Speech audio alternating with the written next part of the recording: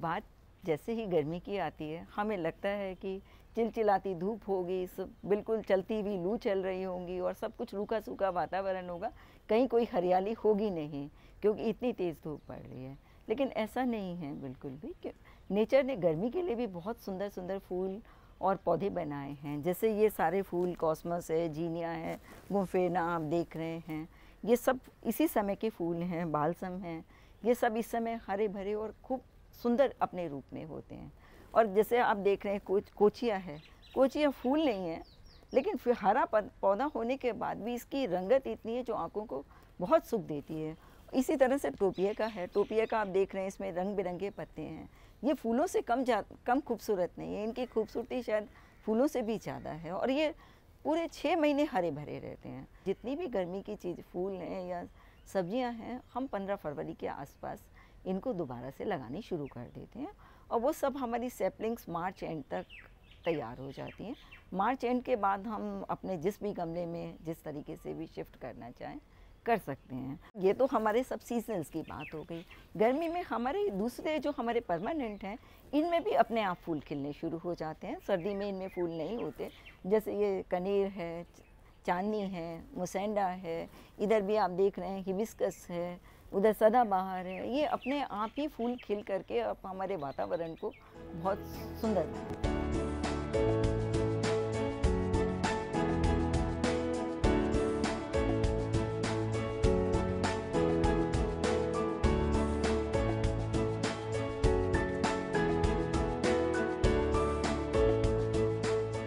बात जब छत पर बागवानी की आती है तो उसके अंदर हमारा सब्जियों और फलों का विशेष महत्व रहता है कि कोई भी सब्जी और फल उसके लिए हमें पूरी धूप चाहिए और वो धूप खाली छत पर ही संभव है।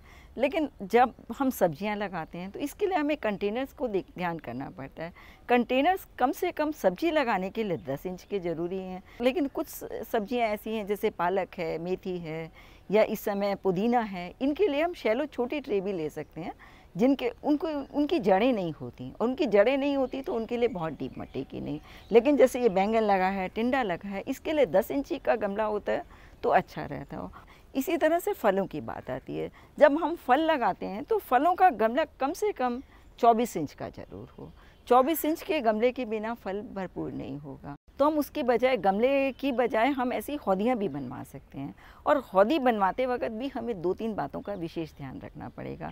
सबसे पहले कि एक तो हम इसको ज़मीन से 4 इंच उठा के बनाएं, और दीवार से भी 4 इंच हम छोड़ देते हैं तो किसी तरह की सीलन नहीं आएगी।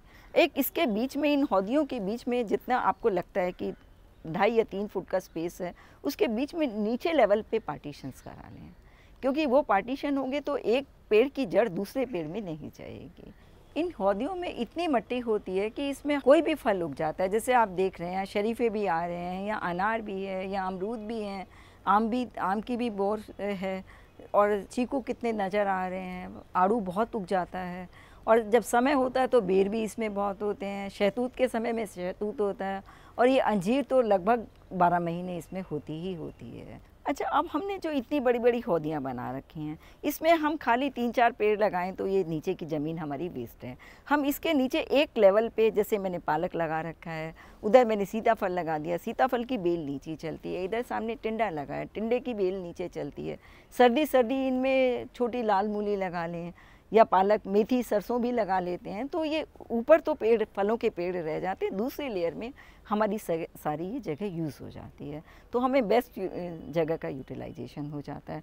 और ऐसे ही छत वाली जो बात है, छत पर बागवानी तो है ही बहुत अच्छी, लेकिन आपके घर में बैल्कनी में भी कोई ऐसा कोना है जिसमें धूप आती है, तो वहाँ भी आप इवन एक बास्केट में थोड़ा सा पुदीना, पालक, मेथी ये तो लगा ही सकते हैं। और गर्मियों में बैंगन बहुत अच्छे से छोटे पॉट में भी हो जाता है। बैंगन है, भिंडी है, इनके लिए बहुत बड़े पॉट की और बहुत ज़्यादा धूप की ज़रूरत नहीं है, तब भी उग जाते हैं। और हर्ब्स तो हम कहीं भी लगा सकते हैं।